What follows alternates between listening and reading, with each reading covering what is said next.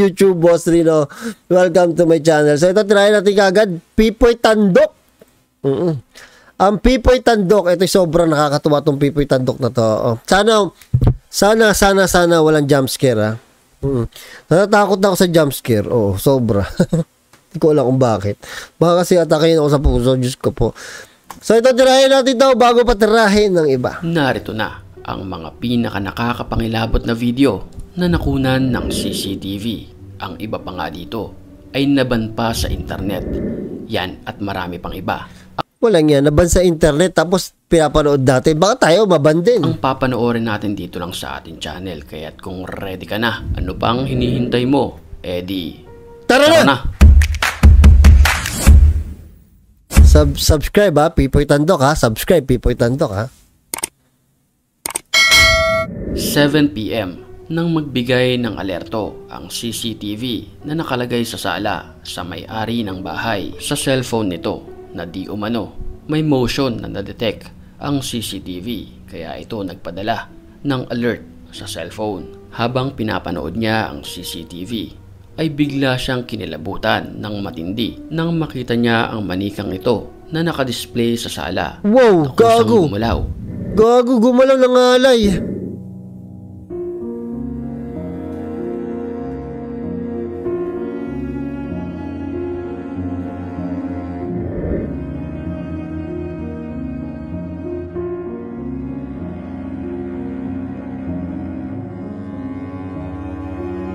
Tangin na, nasa loob yan, ha? Sarado-sarado yan.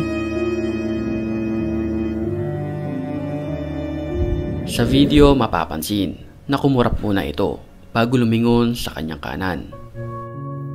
Walang niya mo. Sa video naman na ito nakuha mula sa isang restaurant. Wow. Napansin ng isang customer na tila gumalaw ang isang upuan nang di kalayuan sa kanila. Dala na rin ng curiosity kaya't nilapitan niya ito. Ito, naniniwala ako dito kasi public to, eh. Tignan niya kung meron man itong tali.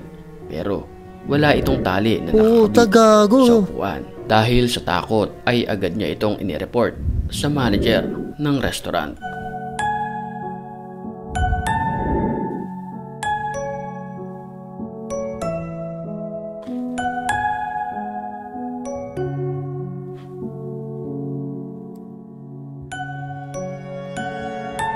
Gagi! Nakahiga ang nakakatakot yun. lalaki na ito sa kanyang kwarto habang naglalaro sa kanyang cellphone. Nang walang ano-ano'y bigla na lang bumukas ang kanyang kwarto at sa mga oras na iyon ay hindi siya natitinag dahil sa isip niya isa itong kaibigan niya na nakatuwad lamang at nakatalukbong ng kumot. Sa video mapapansin na kinakausap niya pa ito. Parang nakatuwad nga. Kung babae yan, okay yan. Pero kung lalaki yan,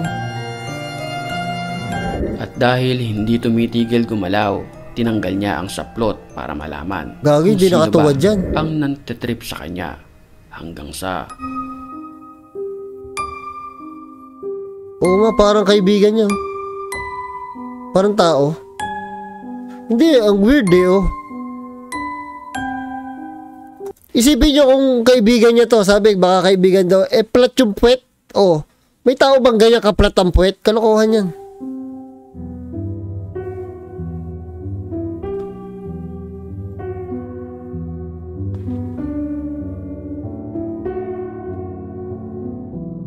sa pagtanggal niya ng kumot, bigla itong nataranta at kumaripas ng takbo dahil ang akala niyang kaibigan ay isa palang upuan lamang. Tingnan ko lang ha kung saan galing to. Dito.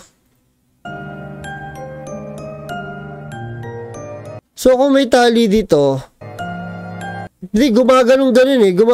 Gumaganong-ganon yung ano, hindi siya yung, kasi pag hinila mo siya ng tali, isang direction lang yan. Hindi yung gaganon-ganon. Gumaganong-ganon, oh. At dahil hindi tumitigil gumalaw. Tsaka, syempre, dito yung humihigit, ha. Yung humihigit yan, malamang nandito yan sa kabila. Wala naman tali, oh. Tinanggal niya ang saplot para malaman kung sino ba ang nantitrip sa kanya hanggang sa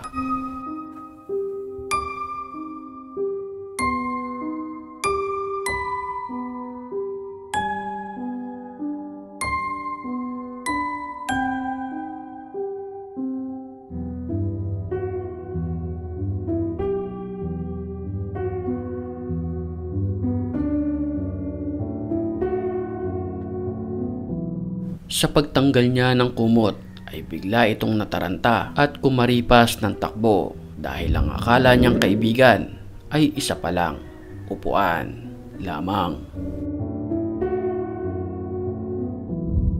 So kung may nagpapagalaw niyan, lahat naman kasi ng pangyayari na nakakatakot, pwede natin isipan talaga na may nagpapagalaw o korting tao lang yan, di ba? Guni-guni mo lang yan. Pwede naman yun eh. Ang tanong, paano kung totoo? Di ba? Pag yung mga naniniwalang paano kung totoo, duwag yun. Parang ako. Isang kakaibang nilalang naman ang nakunan ng CCTV. Ayon sa ilang nakapanood nito, posibleng alien ito na galing sa ibang dimensyon. Gusto ko to, Kung alien. mapapansin natin sa video, ang ulo nito ay para bang ulo ng isang pusit at alam naman natin na ang pusit ay may pagkakahalintulad sa ulo ng isang alien na kung mapapansin din natin sa video, mahaba ang mga galamay nito. Kulay puti at mabilis ang mga kilos nito.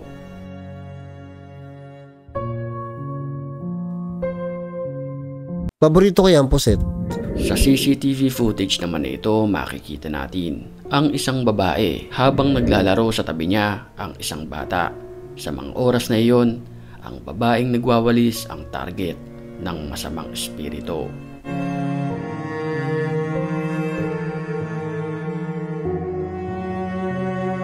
Sa kanyang pagwawalis, sumama ang kanyang pakiramdam. Maya-maya lamang ay bigla itong nawalan ng malay. Nako! At mapapansin natin sa video na ito na para bang may isang nilalang na lumipad mula sa babae. Ito ay kulay itim.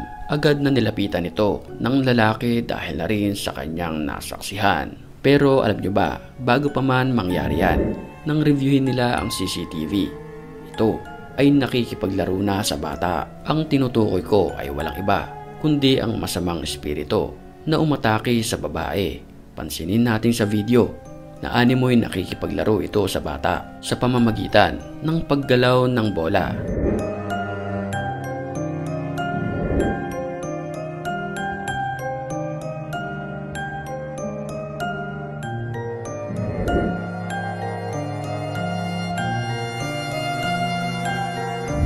Wow!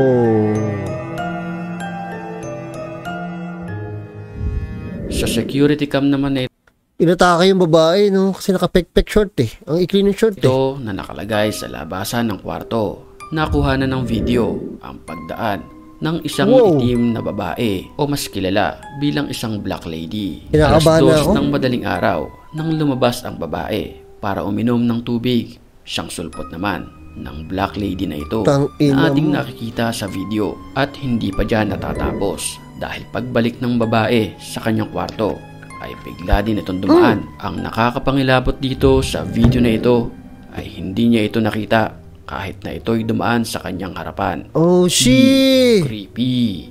Sa video naman na ito, naranasan ang nakakapangilabot na pangyayari ng isang lalaki. Palabas ng kwarto ang binatilyo na ito nang bigla na lang may tumulak sa kanya na animoy isang ligaw na kaluluwa. Pansinin nating maigi ang video.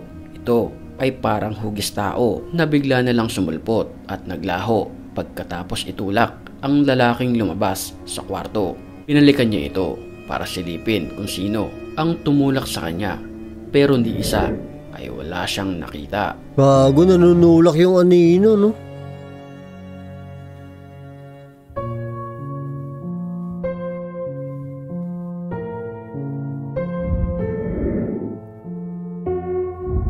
Sa lumang CCTV footage naman ito, makikita natin ang isang babae na nakatayo sa kalsada. Nakakapangilabot ang nangyari dahil bigla itong lumipad na para bang isang tao na may kapangyarihan. Pansinin nating maigi na tila nakalutang ito sa ere. Ayon sa CCTV operator, napansin na nila ito kanina na naglalakad lamang, pero nagulat sila nang bigla itong lumutang sa ere. Pagkatapos niyan ay bigla rin itong naglakad na para bang walang nangyari.